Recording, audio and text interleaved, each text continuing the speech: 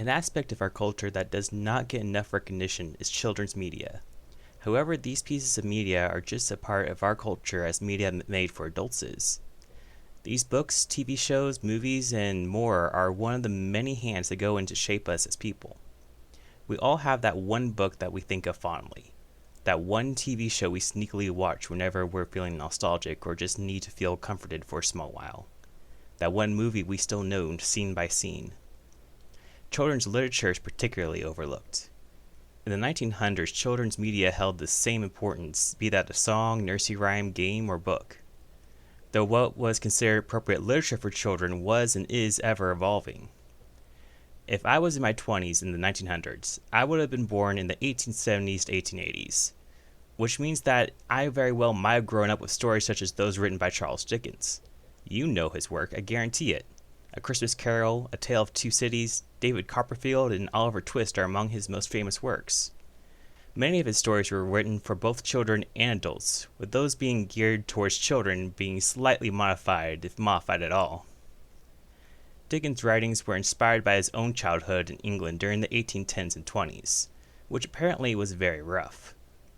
I have a book of these stories gathered by his granddaughter, Mary Angela Dickens, and a book like this could have been one of the books I would have had growing up in the 1880s and 90s.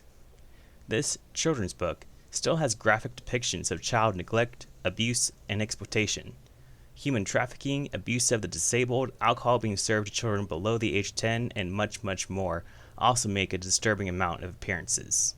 And death. So much death, particularly children's death. He liked the bittersweet endings.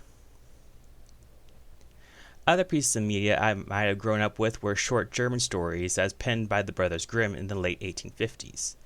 These stories, even in the 1850s, were significantly dulled down to better appeal to the German upper class and were frequently told to children all over modern-day Germany and Austria, eventually reaching English-speaking areas such as Great Britain and America with their English translations. But even these stories, dulled down though they may be, still depicted things such as kidnapping and imprisonment, self-mutilation, domestic abuse, the list goes on and on. Yet these were still stories told to children and considered appropriate children's media. Also for this project, I read a compilation of the works of Beatrix Potter, another English writer. While still showing some problematic subjects such as attempted murder, particularly in the form of sapient animals trying to eat other sapient animals, kidnapping, conning and manipulation, and corporal punishment, Beatrix's writings are significantly more child-friendly in comparison to the Brothers Grimm and especially to Dickens. When compared to Dickens' works, Potter's works are a breath of fresh air, being much more relaxed, focused on more than just the ugly side of society, yet not shying away from it, and frequently including learned morals as opposed to, look at this terrible thing that happened, how sad. While not all of children's media in the 19th and early 20th century was all doom and gloom or frequently depicting danger or death, I chose to focus on the above-mentioned works because they have survived in popular media for so long. These were the stories most frequently told among adults and to children. No one nowadays is talking about Why the Chimes Ring by Raymond Alden or Babyland by Dovulfa Fiske. When compared to older children's literature, modern children's literature is definitely more tame. In modern children's literature, the pig never has to face the fact that he's being fattened up to be eaten. A gun is never pointed at our child main character, and Cinderella's sisters do not cut off their own toes or heels. Everything is happy, problems are easily solved, and no one, not even the antagonist, is ever seriously hurt or threatened. This, I think, is a disservice to our children. I think that certain topics such as the reality of death, how some people will try to exploit you, how sometimes even if you try your best you still might fail, and how sometimes the people closest to you might not be safe, are topics that children can handle if presented appropriately. And not only can they handle these topics, but they need to be exposed to them early on for their own benefit. When I was a child growing up in the 2000s and 2010s, I was exposed to a wide variety of children's media, especially the watered down and sanitized kind. But the media I gravitated towards the most was horror, specifically because they weren't as watered down and sanitized as everything else I saw. I absolutely adored books made of short horror stories in particular, a love that I have carried on to this day. Some of my favorite books were In a Dark, Dark Room, Scary Stories to Tell in the Dark 1, 2, and 3, and plenty of other compilation books that have been lost to the years. All these books talk about dark topics: death, dangerous people, and dangers that infiltrate their way into spaces that we consider safe. People that we consider safe. These stories really struck a chord with me. I mean, I love them so much that the only books I bothered to request for my mom out of nostalgia were horror books or books that had a spooky theme, even if they focused more on the fun side of spooky. I was not scarred or had nightmares because of them. I was not anxious, gloomy, or a jumpy child. I was not overly distrusting or isolated myself or anything that people think will happen to their children if they are exposed to dark topics at a young age. What I was prepared. Prepared for a world that wasn't all sunshine and rainbows. A world where sometimes the fox does in fact get the rabbit. I truly believe that my love of horror has helped me develop better emotional regulation when it comes to stress and anxiety, and horror stories have become a large comfort for me in uncertain times. While there are books written for children that still do depict these harder topics, I believe that children's media in general has become much too sanitized and has been made more so to cater to adults than to children. You can put off that conversation about the finality of death to when grandma dies. You don't have to talk to your child about shady individuals or what red flags to look out for when interacting with others until they are at least somewhat independent and have to leave your sight. You don't have to talk to them about how sometimes those people or spaces they thought were safe aren't actually safe until, God forbid, that actually happens to them or someone close to them in real life. It's easier, but not better. This is why I like Potter's work so much. They're fantastical in a very real way. They show that we live in a world that is sometimes dangerous, and that sometimes people who are friendly to you aren't really your friends. But her works also show that most people want to be kind and helpful.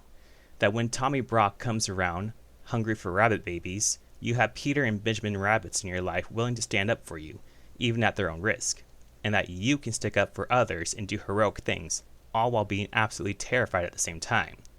This is the art of fantastic children's media. Of course, I don't feel like this video would be quite complete if I didn't share some of this wonderful writer's work. Please enjoy a story that I have loved ever since I could remember. The Tale of Samuel Whiskers. Once upon a time, there was an old cat called Mrs. Tabitha Twitchit, who was an anxious parent.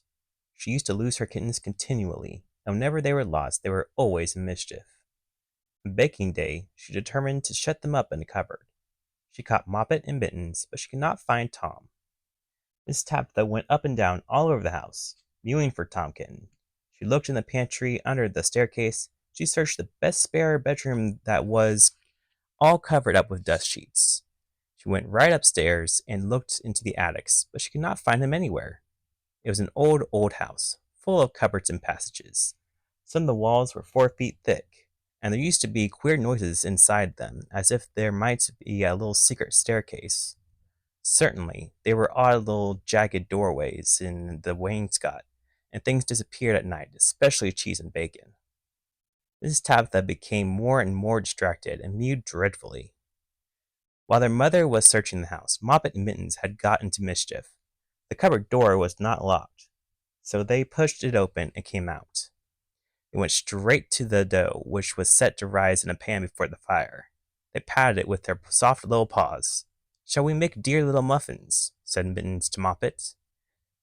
But just at that moment, somebody knocked on the door, and Moppet jumped to the flour barrel in fright. Mittens ran away into the dairy and hid in the empty jar on the stone shelf where the milk pan stand.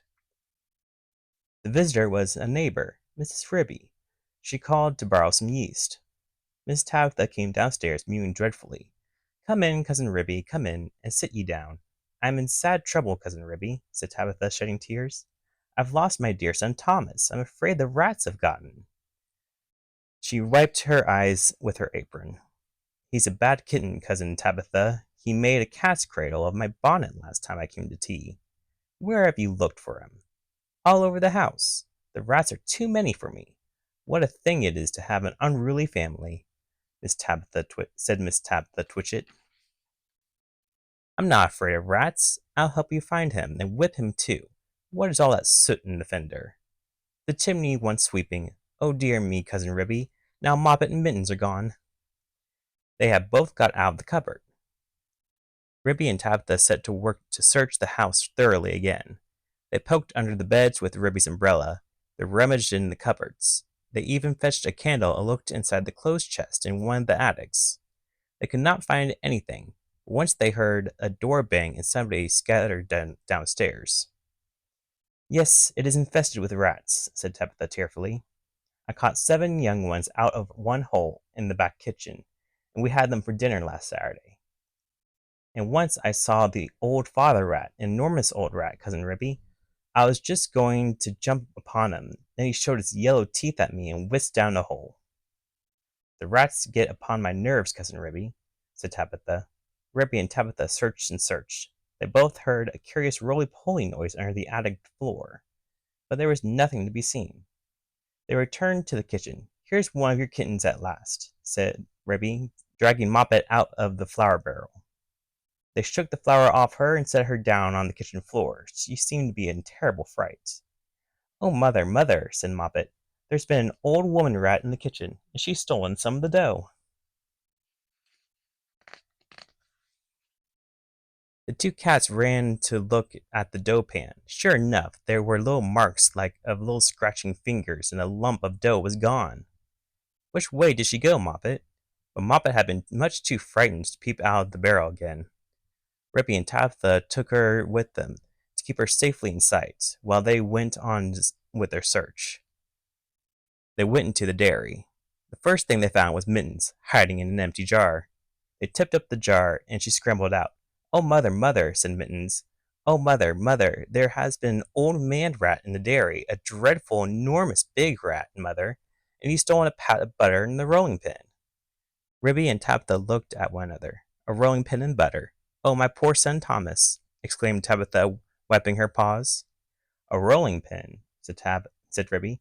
Did we not hear a roly-poly noise in the attic when we were looking into the chest? Ribby and Tabitha rushed upstairs again. Sure enough, the roly-poly noise was still going on quite distinctly underneath the attic floor. This is serious, Cousin Tabitha, said Ribby. We must send for John Joyner at once with a saw. Now this is what had been happening to Tom Kitten, and it shows how very unwise it is to go up a chimney in a very old house, where a person does not know his way, and where there are enormous rats. Tom Kitten did not want to be shut up in a cupboard. When he saw that his mother was going to bake, he determined to hide. He looked about for a nice convenient place, and he fixed upon the chimney. The fire had been only just lighted, and it was not hot, but there was a white chalky smoke coming from the green sticks. Tom Kitten got upon the fender and looked up. It was a big old-fashioned fireplace. The chimney itself was wide enough inside for a man to stand up and walk about. There was plenty of room for a little Tom Cat. He jumped right up into the fireplace, balancing himself upon an iron bar where the kettle hangs. Tom Kitten took another big jump off the bar, and he landed on a ledge high up inside the chimney, knocking down some soot onto the fender. Tom Kitten coughed and choked with the smoke, and he could hear the sticks beginning to crackle and burn in the fireplace down below. He made up his mind to climb right to the top and get out on the slates and try to catch sparrows. I cannot go back. If I slipped, I might fall into the fire and singe my beautiful tail in my little blue jacket. The chimney was a very big, old-fashioned one, built in the days when people burnt logs of wood upon the hearth. The chimney stack stood above the roof like a little stone tower, and the daylight shone down from the top under the slanting slates that kept out the rain. Tom Kitten was getting very frightened. He climbed up and up and up, and then he waded sideways through the inches of soot, and was like a little sweep himself. It was most confusing in the dark. One flue seemed to lead to another. There was less smoke, but Tom Kitten felt quite lost. He scrambled up and up, but before he reached the chimney top, he came to a place where somebody had loosened a stone in the wall, and there were some mutton bones laying about. This seems funny, said Tom Kitten. Who has been gnawing bones up here in the chimney? I wish I had never come. And what a funny smell! It smells something like a mouse, only dreadfully strong. It makes me sneeze, said Tom Kitten. He squeezed his way through the hole in the wall and dragged himself along a most uncomfortably tight passage, where there was scarcely any light. He groped his way carefully for several yards. He was at the back of the skirting board in the attic where there is a little mark in the picture. All at once he fell head over heels in the dark down a hole and landed on a heap of very dirty rags. When Tom Kitten picked himself up and looked about, he found himself in a place that he had never seen before, although he lived all his life in this house. It was a very small, stuffy, fusty room, with boards and rafters and cobwebs and lath and plaster. Opposite to him, as far away as he could sit, was an enormous rat. "What do you mean by tumbling down into my bed all covered with smuts?" said the rat, chattering his teeth. "Please, sir, the chimney wants sweeping," said poor Tom Kitten. "Anna Maria! Anna Maria!" squeaked the rat. There was a pattering noise, and an old woman rat poked her head around the rafter. All in a minute she rushed upon Tom Kitten, and before he knew what was happening, his coat was pulled off, and he was rolled into a bundle and tied with a string in very hard knots. Anna Maria did the tying. The old rat watched her and took snuff, and when she finished, they both sat staring at him with their mouths open. "Anna Maria," said the old man rat, whose name was Samuel Whiskers, "Anna Maria, make me a kitten dumpling roly-poly pudding for my dinner." "It requires dough and a pat of butter and a rolling pin," said Anna Maria, considering Tom Kitten with her head on one side. "No," said Samuel Whiskers, "make it properly, Anna Maria, with breadcrumbs." "Nonsense! Butter and dough," replied Anna Maria, and the two rats consulted together for a few minutes and then went away. Samuel Whiskers got through a hole in the wainscot and went boldly down the front staircase into the dairy to get the butter. He did not meet anybody. He made a second journey for the rolling pin, and he pushed it in front of him with his paws, like a brewer's man dreidling a barrel. He could hear Ribby and Tabitha talking, but they were busy lighting a candle to look into the chest. They did not see him. Anna Maria went down by the way of the skirting board and a window shutter to the kitchen to steal the dough. She borrowed a small saucer and scooped up the dough with her paws. She did not observe Moppet. While Tom Kitten was left alone under the floor of the attic, he wriggled about and tried to mew for help, but his mouth was full of soot and cobwebs, and he was tied up in such very tight knots. He could not make anybody hear him, except a spider, which came out of a crack in the ceiling, and examined the knots critically from a safe distance. It was a judge of knots because it had a habit of tying up unfortunate blue bottles. It did not offer to assist him. Tom Kitten wriggled and squirmed until he was quite exhausted. Presently the rats came back and set to work to make him into a dumpling. First they smeared him with butter, and then they rolled him in dough. "Will not the string be very indigestible, Anna Maria?" inquired Samuel Whiskers. Anna Maria said she thought that it was of no consequence, but she wished that Tom Kitten would hold his head still, as it disarranged the pastry. She laid hold of his ears. Tom Kitten bit and spat and mewed and wriggled, and the rolling pin went roly-poly, roly-roly-poly roly. The rats each held an end, his tail sticking out. "You did not fetch enough dough, Anna Maria." "I fetched as much as I could carry," replied Anna Maria. "I do not think," said Samuel Whiskers, pausing to take a look at Tom Kitten, "I do not think it will be a good pudding. It smells sooty." Anna Maria was about to argue the point when all at once there began to be another sound up above, the rasping noise of a saw, and the noise of a little dog scratching and yelping. The rats dropped the rolling pin and listened attentively.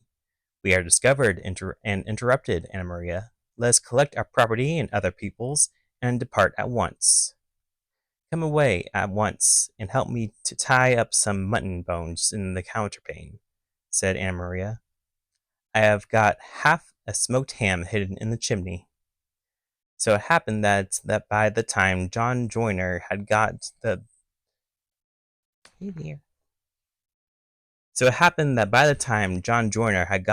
plank up, there was nobody under the floor except the rolling pin and Tom Kitten and a very dirty dumpling. There was a strong smell of rats, and John Joyner spent the rest of the morning sniffing and whining and wagging his tail and going around and round with his head in the hole like a gimlet. Then he nailed the plank down again and put his tools in his bag and came downstairs. The cat family had quite recovered. They invited him to stay for dinner. Dumpling had been peeled off Tom Kitten and made separately into a bag pudding with currants to hide the smuts. They had been obliged to put Tom Kitten in a hot bath and get the butter off. John Joyner smelt the pudding, but he regretted that he had not time to stay for dinner because he had just finished making a wheelbarrow for Mrs. Potter, and she had ordered 2 hen coops.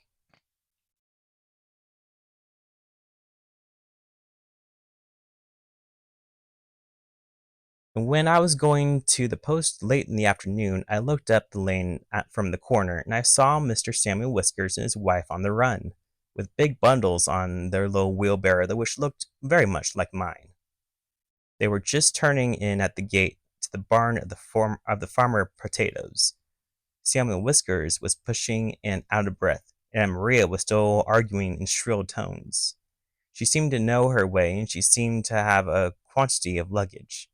I am sure I never gave her leave to borrow my wheelbarrow. They went to the barn and hauled their parcels with a bit of string to the top of the hay mow.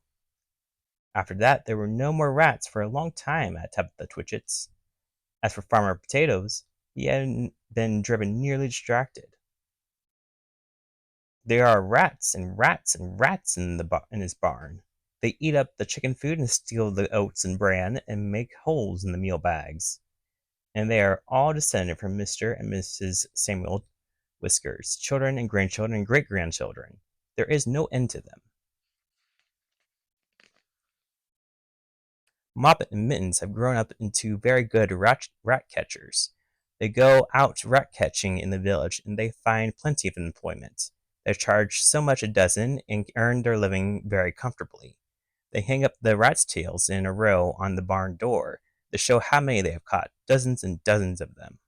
But Tom Kitten has always been afraid of rats. He never durst face anything bigger than a mouse.